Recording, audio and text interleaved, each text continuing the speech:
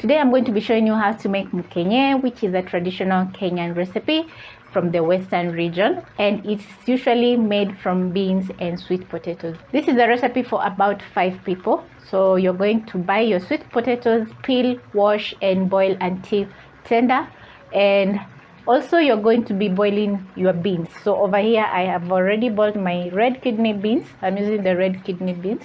You can use any beans that you have in the house.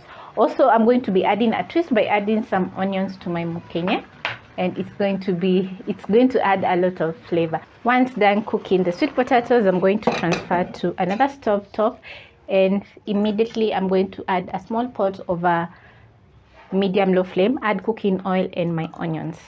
Add in some salt to fully season my Mkenye. As my onions are cooking, I'm going to be mashing up my sweet potatoes. So you can use a masher, you can use a cup if you don't have a masher, or a bottle. It's still going to work. When boiling the sweet potatoes, I added salt, and also I added some salt to my beans. So the beans are still warm. So I'm going to first mash my sweet potatoes.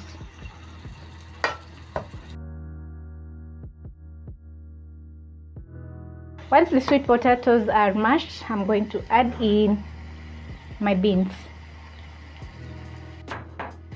Mash.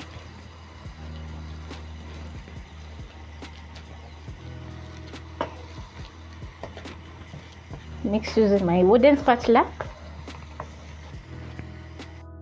It's been a minute and my onions are softening up. I'm going to transfer to my pan.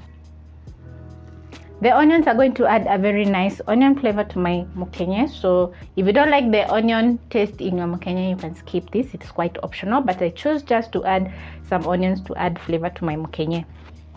You're going to mash until all the beans are fully mashed up together with the sweet potatoes.